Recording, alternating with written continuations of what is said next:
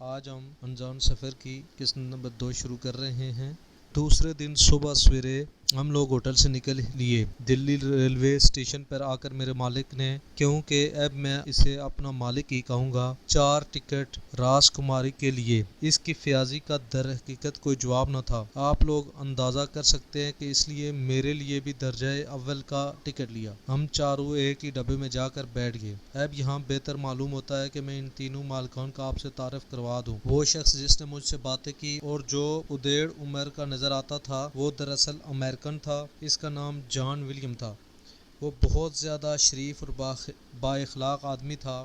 میں نے اندازہ لگایا تھا کہ وہ ہر فن مولا ہے۔ سائنس میں بھی ماہر تھا اور ڈاکٹری میں بھی۔ بہت اچھا حساب دان بھی تھا۔ دنیا کی تقریباً سبھی زبانیں جانتا تھا۔ اس کے برعکس اس کے 2 ساتھی مجھے زیادہ پسند نہیں آئے۔ ان میں سے ایک تو افریقی تھا، لمبا تڑنگا اور بہت ہی طاقتور۔ گرمی ہو یا سردی وہ ہمیشہ کالے کپڑے پہننے کا عادی تھا۔ اس کی کمر سے کارتوس کی ایک پیٹی ہر وقت بندھی رہتی تھی اور اپنی حفاظت کے لیے پستول بھی ہر وقت ساتھ رکھتا تھا۔ اتنا کالا تھا کہ رات میں نظر ہی نہ آتا تھا۔ اس شخص کا نام جیک تھا۔ اس کی آنکھوں کو دیکھتے ہی میرا دل کانپ جاتا تھا۔ اس کی آنکھیں بہت خطرناک تھی۔ اب رہ گیا تیسرا آدمی، تو وہ بہت دبلا پتلا اور چلاک تھا۔ مصر کا رہنے والا تھا اور اس کا نام عبدل تھا۔ پستول تو خیر اس کے پاس نہیں تھا، ہاں البتہ اپنے پاس ایک شکاری چاقو ہمیشہ رکھتا تھا۔ چاقو ہلال کی شکل کا تھا اور وہ اسے اس انداز سے پھینکتا تھا کہ کسی بھی جانور کو زخمی کر کے چاقو پھر اس کے پاس واپس آ جاتا تھا۔ بعد میں ہم لوگوں نے جب ایک بار ہرن کا شکار کیا تو بجائے گولی کے عبدل نے اسی چاقو سے ہرن کو زخمی کیا۔ ہرن 10 گز کے فاصلے پر تھا۔ عبدل نے چاقو گھما کر پھینکا۔ چاقو ہرن کی گردن کاٹنے کے بعد ہوا میں لہراتا ہوا پھر اس کے پاس واپس آ گیا۔ عبدل کے اس چاقو کو جیک بہت پسند کرتا تھا، لیکن وہ زیادہ تر خاموش رہتا تھا۔ کسی بات کا جواب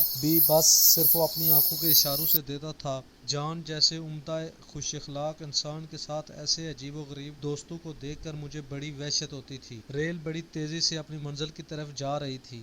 جان اپنے پائپ کی کیش لگاتا ہوا کچھ سوچ رہا تھا، لیکن جیک اور عبدل بڑی عجیب نظروں سے مجھے دیکھ رہے تھے۔ میں پہلے ہی کہہ چکا ہوں کہ ان کی آنکھوں میں رحم نام کی کوئی چیز نہ تھی، اس لیے مجھے ان آنکھوں میں دیکھتے ہوئے ڈر محسوس ہوتا تھا۔ وہ دونوں مجھ سے بالکل بات نہ کرتے تھے، البتہ جان مجھ سے بہت نرمی سے پیش آتا تھا۔ ہم لوگ آہستہ آہستہ ہندوستان کے جنوب کی طرف جا رہے تھے۔ چند اسٹیشن جلدی گزر گئے تو جان نے نقشہ نکالا اور اسے سیٹ پر پھیلا دیا۔ نقشہ پھیلانے کے بعد اس نے اور اس کے ساتھ اس کے عجیب دوستوں نے مجھے اس طرح دیکھا گویا کہہ رہے ہوں، ہم تم پر بھروسہ کر سکتے ہیں۔ میں نے ان نگاہوں کا مطلب سمجھ کر مسکراتے ہوئے اپنا سر ہلا دیا اور وہ مطمئن ہو گئے۔ نقشے کو دیکھتے ہوئے وہ آپس میں بحث کرنے لگے۔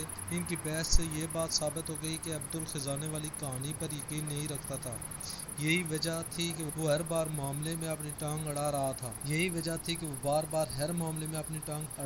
تھا۔ اب یہ لکھنا تو بیکار سا معلوم ہوتا ہے کہ ہم کس طرح راج کماری تک پہنچے۔ راستے میں کچھ اتنی تکلیفیں بھی پیش نہیں آئی جن کے بیان کرنے کی خاطر میں اس قصے کو خواہ مخواہ لمبا کروں۔ ہاں البتہ ایک بات ضرور کہوں گا اور وہ کہنی بھی ضروری ہے کہ دلی سے لے کر راج کماری تک جتنے بھی اسٹیشن پڑے، میں نے ریل کے ٹھہرنے پر ایک نہایت ہی مکروہ اور ڈراؤنا چہرہ بار بار اسٹیشن پر دیکھا۔ وہ کوئی عجیب شخص تھا۔ خدا نے پوری دنیا کی بدصورتی سے دی تھی۔ اس کی آنکھیں پھٹی ہوئی تھی۔ میرا تو خیال ہے جب وہ سوتا ہوگا تب بھی کھلی ہی رہتی ہوں گی۔ ناک بھی مانس جیسی تھی اور منہ کی جگہ ایک تھوتنی سی تھی۔ کبڑا بھی تھا اور لنگڑا بھی۔ جب بھی ریل اسٹیشن پر ٹھہرتی یہ شخص کھڑکی کے اندر آ کر ضرور جھانکتا۔ میں نے ایک بات محسوس کی اور وہ یہ کہ اسے دیکھتے ہی جیک کے بھیانک چہرے پر ایک خوفناک مسکراہٹ ضرور پیدا ہو جاتی۔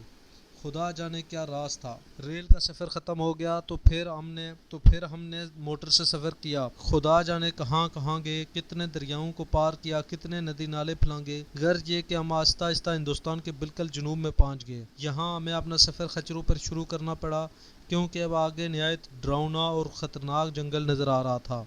زندگی میں مجھے کبھی اتنی گھبراہٹ نہیں ہوئی تھی جتنی اس وقت ہوئی۔ ایک انجانا خطرہ سامنے نظر آ رہا تھا۔ خدا جانے اس جنگل میں داخل ہونے کے بعد واپس باہر نکلنا بھی نصیب ہوگا یا نہیں۔ यहाँ पहुँच कर जॉन ने इत्मीनान का एक लंबा सांस लिया और कहने लगा, दोस्तों यही जंगल हमारी मंजिल मकसूद है। इसके अंदर ही कहीं वो खजाना छुपा हुआ है जिसकी खातिर हम इतना लंबा सफ़र करके यहाँ आए। ये जंगल इतना घना है कि देख लो यहाँ कितना अंधेरा छाया हुआ है। ख़तरनाक जानवर और दरिंदे भी यहाँ बहुत बड़ी तादाद में हैं। हमें इन सब का मुकाबला करना होगा। आओ अब खुदा का नाम लेकर अंदर बढ़ें। सब ने अपनी खच्चरों को हाँका और फिर हम जंगल में दाखिल हो गए। जानवरों की आवाज़ों से पूरा जंगल कभी कभी गूंज उठता, वरना बस दही टिड्डू का मदम शोर हमारे दिलों को हर वक्त सहमाए जा रहा था। हम फूक फूक कर कदम रख रहे थे। हमारे खच्चर कभी कभी अपने कान खड़े कर लेते थे। हम भी फौरन चौकन्ने होकर इधर उधर देखते, मगर खतरा इस वक्त तक कोई पेश न आया। इस तरह घने दरख्तों की शाखें इधर उधर हटाते, रास्ते की जाड़ जंकार शिकारी चक्कुओं से साफ करते हुए हम लोग कोई 1 मील अंदर घुस आए। अभी हमें और आगे जाना था। थोड़ी देर दम लेने के बाद जैसे ही हमने सफ़र दोबारा शुरू करने का इरादा किया, सामने की झाड़ियाँ हिली और फिर इनमें से एक शख्स नमूदार हुआ। मगर ये देखकर मेरे जिस्म में सनसनी सी दौड़ गई कि वो शख्स मेरा जाना पहचाना वही स्टेशन पर बार बार झांकने वाला कुबड़ा था। कितनी हैरत अंगेज बात थी और कितना अजीब वाकया। जिस शख्स की हमने कोई अहमियत न समझी थी और जिसे मैंने सरसरी तौर पर देखा था, अब मेरे सामने खड़ा हुआ मुझे और जॉन को इकारत भरी नजरों से देख रहा था। इस वक्त इसकी कमान जैसी झुकी हुई कमर बड़ी अजीब नजर आ रही थी। इसे देखते ही जॉन ने अपनी बंदूक का रुख इसकी तरफ कर दिया। अब्दुल ने भी अपना हलाल नमा चाकू निकाल कर हाथ में पकड़ लिया। अलबत्ता जैक बिल्कुल खामोश खड़ा रहा। मैंने कुन आँखों से जैक को देखा तो अंदाज़ा लगाया कि वो इस कुबड़े अजनबी की आमद से खुश है। मैं पहले ही लिख चुका हूँ कि मुझे अपने मालिकों में सबसे ज़्यादा जान पसंद था, इसलिए मैं जल्दी से उसके पीछे जाकर खड़ा हो गया। सच्ची बात है, मुझे बंदूक वगैरह चलानी तो आती न थी, इसलिए मजबूरन मुझे पनाह ढूंढनी पड़ी, वरना दिल तो मेरा चाहता था कि इस अजनबी कुबड़े के कुब में इतना जोर का घूसा मारूं कि हमेशा के लिए सीधा हो जाए। आप शायद पूछेंगे कि हम लोग जब के इस अजनबी के बारे में कुछ जानते भी ना थे, अचानक इससे इतना खौफजदा क्यों हो गए। अर्ज करूँगा कि खुदा ने सबका चेहरा पूरे जिस्म में ऐसा बनाया है जो उसकी आदत और उसके इरादों को फ़ौरन ही ज़ाहिर कर देता है। यही वजह थी कि इसके खौफनाक सूरत को देखते ही जॉन ने उसकी तरफ बंदूक तान ली थी। बंदूक का रुख अपनी तरफ देखकर वो मुस्कुराया। क्यों, कौन हो तुम? जॉन ने ज़रा सख्त लहजे में पूछा। मुझसे डरिए मत, मैं आपको कोई नुकसान नहीं पहुंचाऊंगा, कुबड़े ने जवाब दिया। उसकी आवाज़ सुनकर मुझे बड़ी हैरत हुई। अजीब थरथराती हुई और बारीक आवाज़ थी। अंग्रेज़ी वो मेरी ही तरह टूटी फूटी बोलता था, मगर आवाज़ में थोड़ा सा तोतलापन शामिल था, जिसके बायस उसका लहजा काफ़ी पुरस्कार मालूम होता था। जॉन की मैं तारीफ के बगैर नहीं रह सकता। वो इसके जवाब से मुतमईन हो जाने की बजाय इसी तरह बंदूक ताने उसके सामने खड़ा रहा। मैं बारी बारी हर शख्स के चेहरे को गौर से देख रहा था। सब संजीदा थे। हाँ, अलबत्ता जैक के होठों पर हल्की सी मुस्कुराहट नजर आती थी। अब्दुल अब तक तो खामोश था, लेकिन इस कुबड़े की बड़ी डंडाई से हंसते देख कर कहने लगा, नुकसान भला तुम किस तरह पहुंचा सकते हो? हम लोग इतने कमज़ोर नहीं, और फिर तुमसे डरने की कोई वजह भी नज़र नहीं आती। हमें तो सिर्फ ये मालूम करना है कि तुम कौन हो। दूर दराज जगह पर भयानक जंगल में जहाँ परिंदा भी पैर नहीं मार सकता, क्या करते फिर रहे हो? कुबड़ा ये सुनकर हंसा और 2 कदम आगे बढ़कर कहने लगा, क्या आपने कभी कुबड़े जादूगर का नाम नहीं सुना? खादम ही को कहते हैं। मुझसे दुनिया की कोई बात पोशीदा नहीं। मैं हर शख्स के दिल का राज जानता हूँ। मुझे मालूम हो जाता है कि आइंदा क्या होने वाला है और गुज़िश्ता दिनों में क्या हो चुका है। कुबड़ा जादूगर तो मुझे लोग इसलिए कहते हैं कि मैं क्या बतलाऊँ, आप देख ही रहे हैं। वैसा मेरा नाम चतीन है, मगर मैं चाहूँगा कि आप मुझे कुबड़ा जादूगर ही कह कर पुकारें। कहिए, क्या इसके बाद भी कोई बात बाकी रह जाती है जिसके बारे में आप मालूम करना चाहते हैं? अजीब शख्स था। सच बात तो ये, मैं खुद इतना खौफजदा था कि अभी तक अपने मालिक जान के पीछे खड़ा हुआ था।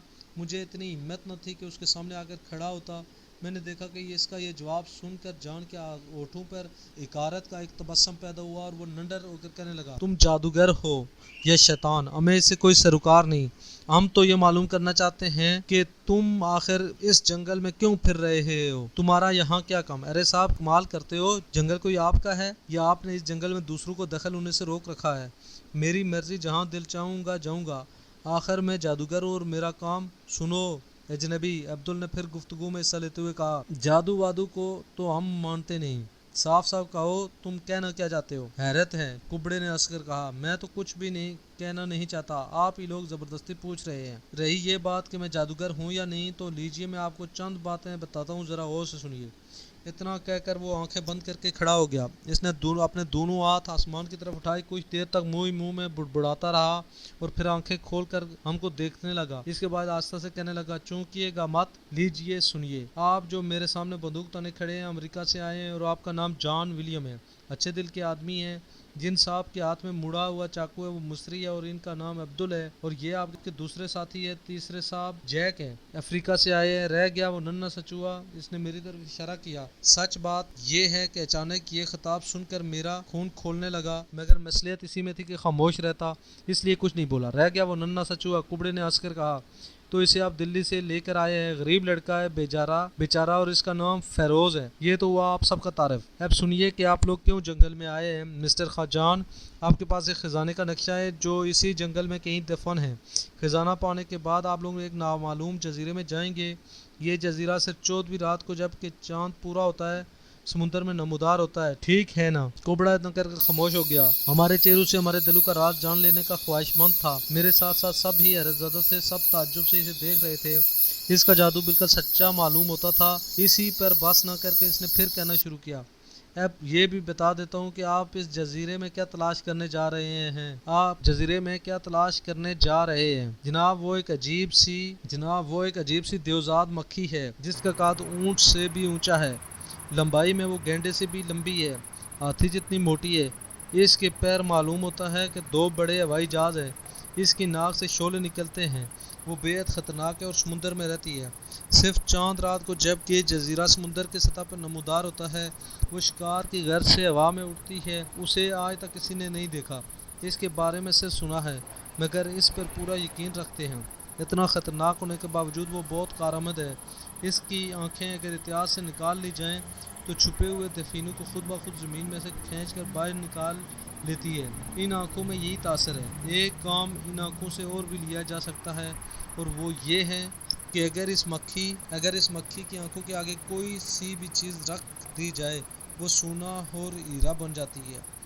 پتھر ہیرے بن جائیں گے اور دھاتیں سونا۔ اس لیے آپ اس جزیرے میں جانا چاہتے ہیں۔ فرمائیے، میں نے کوئی غلط بات تو نہیں کہی؟ اگلی قسط انشاءاللہ بہت جلد آپ اپڈیٹ کر دی جائے گی۔ چینل کو سبسکرائب کریں اور بیل آئیکن کو پریس کریں تاکہ آپ کو نوٹیفیکیشن مل سکیں۔ شکریہ۔